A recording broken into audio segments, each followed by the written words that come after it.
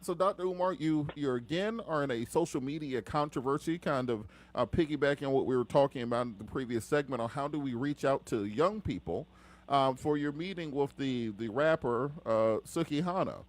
Can you kind of explain why it was important for you to speak with her and why this is important for reaching out to young people? Yes, indeed. I think that Sister Suki Hana is a symbol, as are some of our other young performing artists, Megan Thee Stallion, Cardi B, and others. And I think that it becomes important for someone like me who represents a high level of consciousness and a appropriate level of behavior for our young people, male and female, to meet with those who may be at the total opposite end of the spectrum when it comes to what we should be doing at the people, because I think the only way we are able to help them transition from what it is they're doing now that may be counterproductive to the culture. If we want them to redirect what they're doing, we can't always criticize and castigate. We have to embrace them. You know, it's the old saying that says you can get more with honey or sugar, than you can with lemon. And so my strategy is simply to humble myself, not be judgmental, enter their world to try to understand it, connect with them, and then slowly bring them on over to where we need them to be, which is righteousness and Pan-Africanism. But you can't do that if you can't first have a conversation. But I've seen some young women online who are fans of yours, supporters of yours, and they feel like if they want to get a meeting or to speak directly with Dr. Umar, they can do all the good works they want to. They can be in the community. They can be reading books. They can be studying all that. But they get a fake butt and some fake boobs and start making songs about who they going to do this to and that to, that's the best way to get a meeting. What would your response to be for people who feel like the shortcut to get to the front of the line, of course, is settling sexuality and perversion, as many would say? That may be true for the larger society.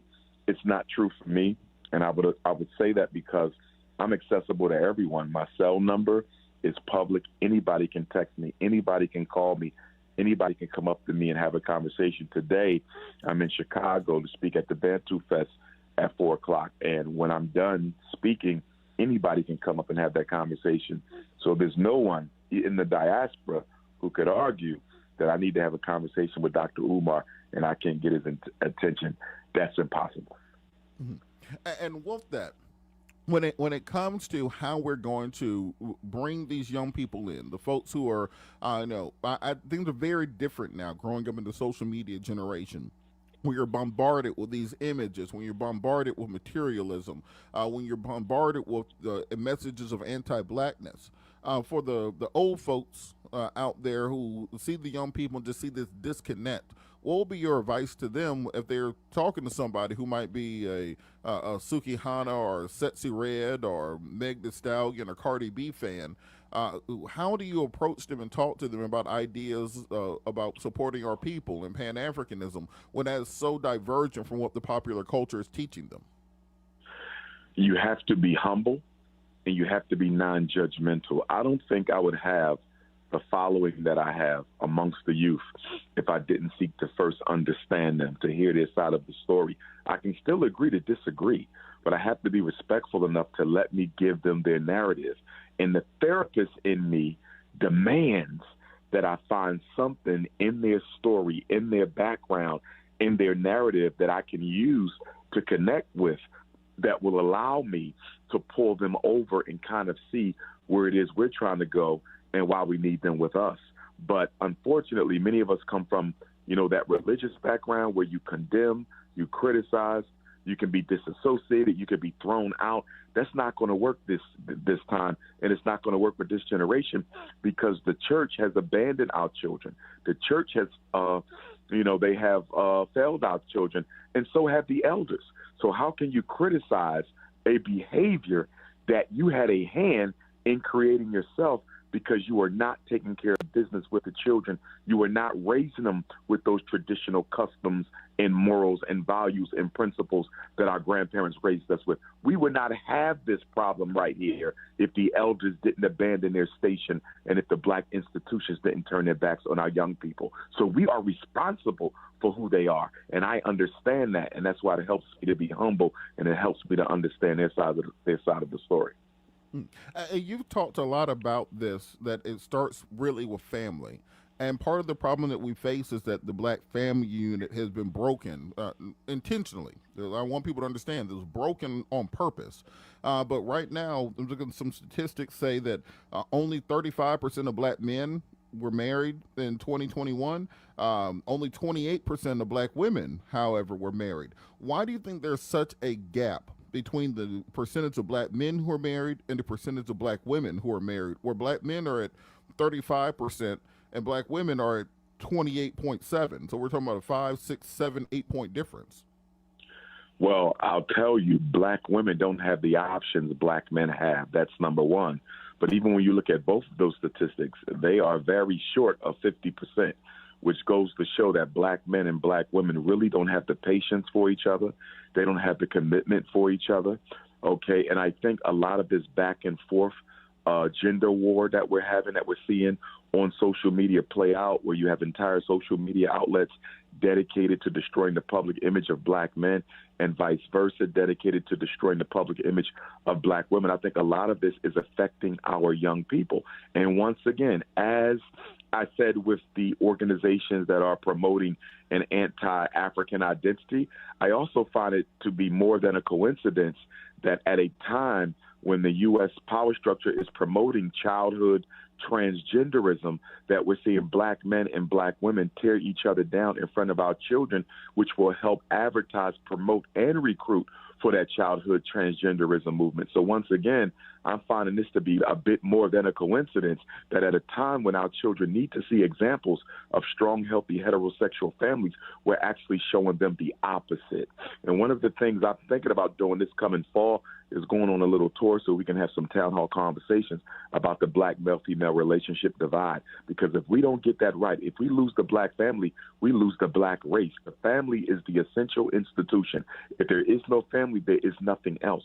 So we have to get serious about saving the black family. And for black men in particular, I'm a little disappointed in us because I don't like how black men are going tick for tack with women. We are men. Part of being a man is being emotionally disciplined. And I'm seeing a lot of emotionally undisciplined men basically conduct themselves in a female way as it relates to arguing back and forth with our sisters. We should not be doing that. We should be building and giving them a reason to want to be by our sides. Well, I think I've noticed that also, and I've attributed a lot of it to the intergenerational aspect of it. That a lot of black men now were raised by single black women and their friends and aunts and cousins and grandmas and stuff, and because of that, they've never actually seen a male-female interaction, the thick and thin, the good and the bad, and so their response to many things is going to be a feminine response because that's all they've ever seen. They've seen their mother yelling and crying and throwing things, so here they are as a full-blown black man yelling and crying and throwing things. And I bring this point up because me and my wife, we celebrated our 9-year wedding anniversary on Wednesday. And so I didn't think that it had been that long, but then I started looking at statistics. Did you know the average black marriage in America lasts 9.3 years? And that of that, 47.9% of black marriages end in divorce, and 52% of black folks never remarried. How can we reintroduce this concept of black marriage to our community instead of just the baby mama, baby daddy culture? No, have a baby by me, baby, be a millionaire. Zion Williams and Mariah Mills, she's talking about how she's pregnant, so he needs to give her $60,000. How will we get back to husband, wife, children staying together for a long time, as opposed to what the current culture is really promoting? I think at the heart of that issue, I think one of the biggest reasons why we're not holding on to family or even seeking to build family is we forgot what the purpose of family was all about. The purpose of family is to build an institution and unit that will contribute to the improvement of the overall health of the larger black society. Most of us are looking at relationships purely from a perspective of what it offers me, purely from a perspective of whether or not I will be content in this union. we're not looking at the fact that we're supposed to be in these unions so we can contribute, working as a team and as a family to improve the condition of African people. We are missing the political purposes of marriage. We are missing the economic purposes of marriage. We are missing the spiritual purposes of marriage. And we are missing the societal, the sociological, and the community-based purposes of marriage. And we switched all that in for a me, and me. And as long as we stay on a me, and me purpose for getting married, we will never see those numbers go up to 50% or higher.